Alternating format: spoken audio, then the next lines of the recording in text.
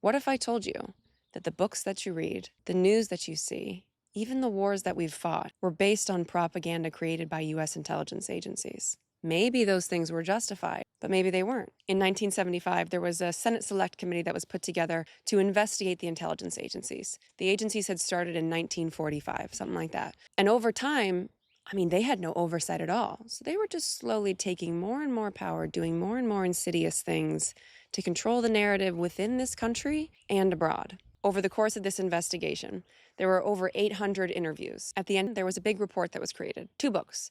The first one, 700 pages, all about foreign military intervention type stuff. The second book is 400 pages, and this one is all about domestic influence by intelligence agencies and how the rights of the American people were violated. I want to read you a quote just to get us started. This is from the introduction of the report. There is an inherent conflict between the government's perceived need to conduct surveillance and the citizens' constitutionally protected rights of privacy and dissent.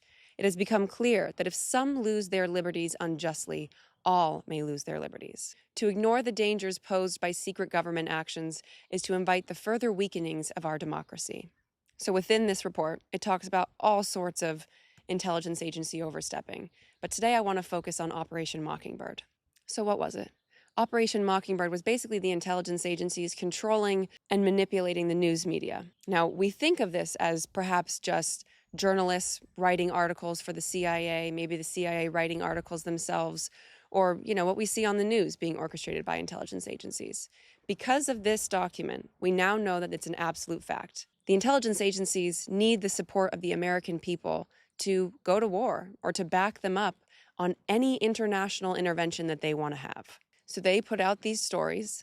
Maybe they spin some facts. Maybe they exaggerate some things, which this document proves, in order to get the U.S. to back their moves. Now, the question is that justified? Are they really looking out for the good of the American people? Are they protecting us? And so, by any means necessary, this is a good thing?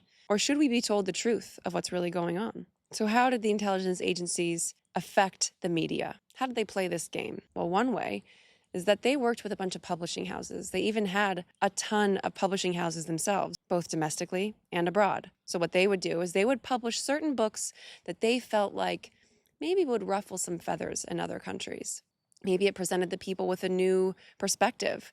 For example, in China, Chairman Mao had released his Little Red Book, all about the powers of communism, why it was a good thing, all that sort of thing, right? So what did the CIA do? They published a book, Quotations by Chairman Lao, or Liu, I don't know how to pronounce it.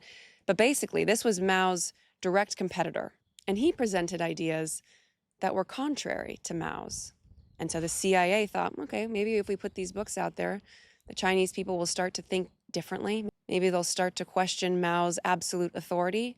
Perhaps there'll be an uprising and they'll overthrow him. They did this sort of thing all over the world. And in book 1, we hear all sorts of tales of assassination plots, coups, anything that you can think of that maybe you would see in a spy movie. It is in this book, and our intelligence agencies have done it. We meddle in other people's elections. We decide who we want to rule a country, and we fund them so that they actually get in office. But back to the books.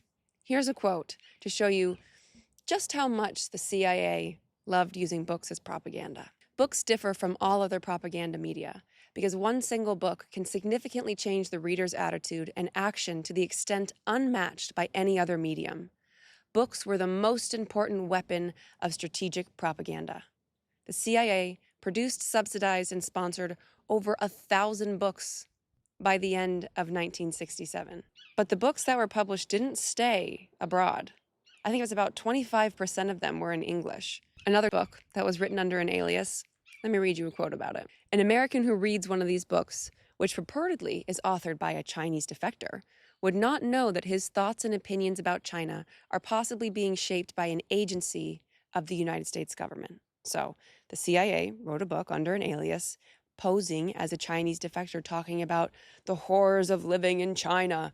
And so a U.S. person would pick up this book and be like, oh my gosh, China's evil, the government's evil, we have to protect them, or communism is bad, just buying right into what the CIA was doing. Now, is this a good thing? Is it a good thing that we can get these perspectives of what communist China might be like? Can we trust that the perspective that was given in that book is actually real? And at what point Does manipulation like this totally subvert democracy? Just something to think about. In this report, it talks about how there were thousands of books that were written and published by the CIA. And it also talks about just how many journalists were under the CIA payroll. Some of them CIA agents themselves, and others who just played along with what they wanted. They would input information that the agencies gave them. They would twist their stories. They would send the articles that they had written to the agency for editing, for tweaking, bring it back, and publish it. The Church Committee report doesn't give an exact number of how many were under CIA control or perhaps were CIA operatives themselves, but Carl Bernstein wrote an article for the Rolling Stone in 1977 that did give a figure. 400 journalists were controlled by the CIA, many of whom were working for top-tier publishers that you've heard of. The New York Times, Times Magazine, CBS, the Associated Press. Were any of these organizations untouched? Perhaps we'll never know. But it does encourage us to look at the media a little bit more critically. And it's not just you and I who were manipulated. Our own government officials were as well.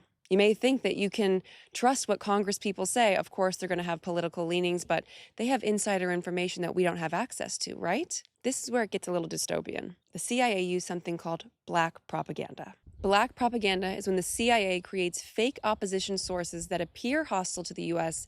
but are actually under CIA control. Even U.S. policymakers could be fooled into believing in fake and foreign threats. So essentially what this means is that the CIA would write fake threatening letters or plans that were supposedly by terrorist organizations or other countries, kind of disseminate it to the media or perhaps to policymakers so that they think that this threat is imminent. And then they would go and take whatever action the CIA suggested in order to protect against that attack. And there's real-life examples of this exact thing happening. In at least one instance, a CIA-supported Vietnamese publication was used to propagandize the American public and the members of staff of both houses of Congress.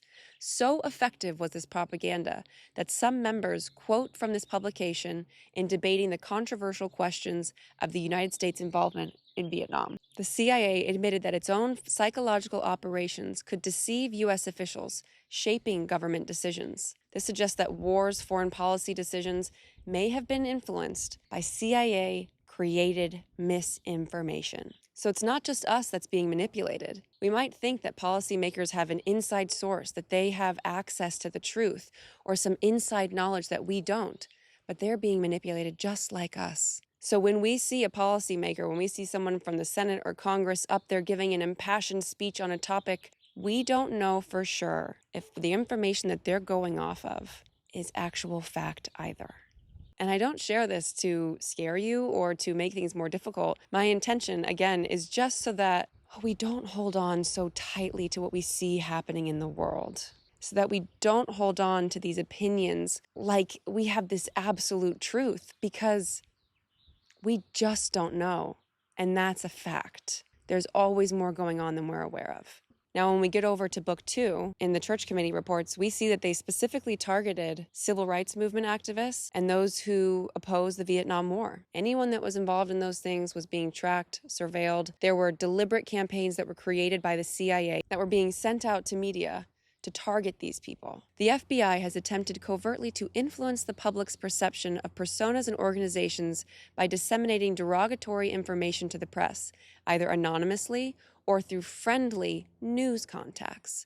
In some cases, there are fairly direct connections to injury to their target. So the intelligence agencies, FBI in this case, was fine if their so-called political adversaries, civil rights movement people, maybe we can think about MLK, or those who opposed the Vietnam War, were targeted. And they didn't mind if they got hurt. So they aren't looking out for the U.S. public, or maybe they're thinking, well, we need to be going to war in Vietnam, which is a whole nother topic, because was it justified or was it not? Was it all based on a lie? Maybe, but we'll dive into it another time. And they thought the civil rights movement was dangerous for some reason. So they had to stop these people because the civil rights movement, in their mind, they were linking it with communism. Why were they doing that? That's an interesting thing that we can look into another time as well. And overall, the Church Committee found that the activities of the FBI and intelligence agencies domestically wasn't aligned with a particular political party. Here's another quote. The Bureau's domestic political intentions were not colored by partisan consideration. Rather, it aimed to entrench the Bureau's own position in the political structure. Through the Church Committee hearings and through the report, and specifically Book 2, we see absolutely that American citizens' rights were being violated. They were being surveilled. And it wasn't just the average citizen who was being surveilled. It was congressmen and senators too, politicians. And they knew that they were being watched. And some of the politicians used this to their advantage. They would partner up with the FBI so that they could get dirt on their political adversary. And then they would pat the back of the FBI when the FBI wanted them to vote a certain way on something, or look away when they wanted to do something that wasn't aligned with the Constitution and the rights of the American people. And think about what that would do to our political figures.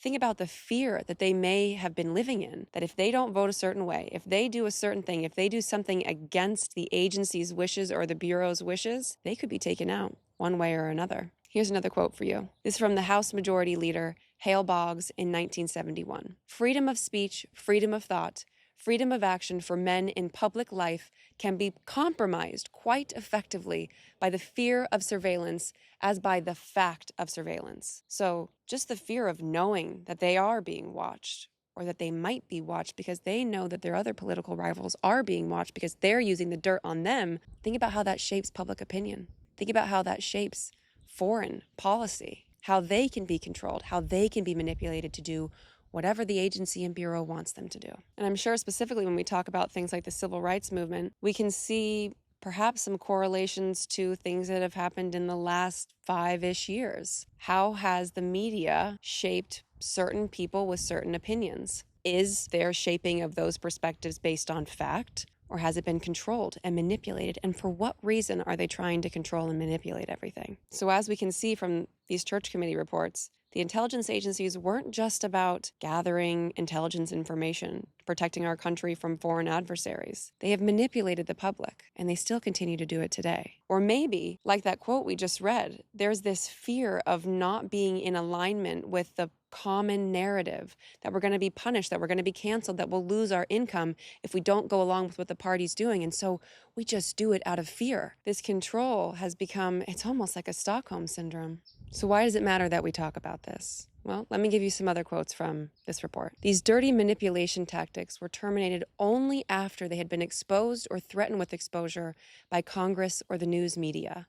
Public airing proved to be the most effective means of terminating or reforming these operations. But the problem is that they still happen today, and we can see it clearly happen. The Twitter files is the perfect example of this. Through that reporting, through the screenshots of the communication between the FBI, the administration, and Twitter specifically, but we know that it extended to Meta and others as well, how they control the narrative. They specifically say, censor these people, shut this down, whatever. And so there's this fear. And I know that people saw this happen to themselves. They noticed them quieting their voice down when they had beliefs that maybe weren't accepted according to the media. And so we have noticed over time that, yes, these companies 100% are silencing, are hiding certain information, and we start to censor ourselves. In a digital age, it's important to be aware of the invisible hand that may be playing a role in the information that we see, because it is based on that information that we form our opinions on the world, our family members, our neighbors. It's how